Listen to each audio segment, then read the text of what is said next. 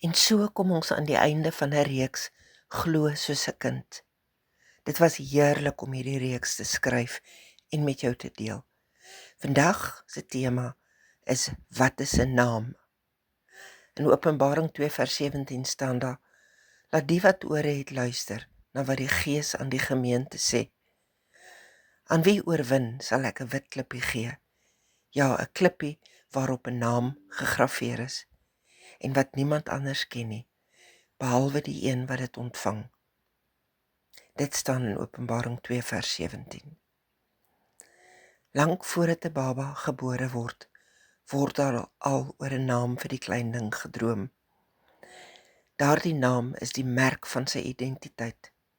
Met 'n naam en van word die baba deel van 'n familie. In Openbaring ontdek ons dat God dieselfde vir ons doen. Nie net aan die begin nie, maar ook aan die einde. In die antieke wêreld was 'n wit klippie genaamd 'n tessera baie spesiaal. Dit was 'n toegangskaartjie gebruik na 'n baie spesiale feesmaal. Of die jurylede in 'n hofsaal het ook met 'n tessera gestem of iemand vrygespreek kan word al dan nie. In Openbaring kry elkeen van ons ook 'n tessera met ons naam op. Dit is die naam van jou ware self, vry van die etikette van die wêreld om jou nek. Jy's nie die een wat misluk het of die een wat suksesvol was nie.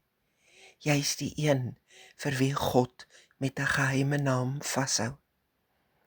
Om te glo soos 'n kind, selfs tot op jou ou dag, is om te rus in hierdie geheim. Jou identiteit lê nie agter jou in jou loopbaan of jou foute nie. Dit lê voor jou, veilig in die hande van die een wat jou by jou naam ken. Jy eindig waar jy begin het, as 'n kind wat bloot aan sy vader behoort, gereed vir die feesmaal, met jou wit klippie in die hand as toegang. Lees gerus die tekste vir selfstudie wat meer hieroor vertel. En dan vra ek jou, as jy van alles wat vir jou belangrik is gestroop word, selfs ook van jou tekortkominge, wat bly oor van die kind vir wie God met soveel liefde reeds 'n naam gegee het? Glo jy soos 'n kind dat dit waar is? Ek bid graag saam met jou.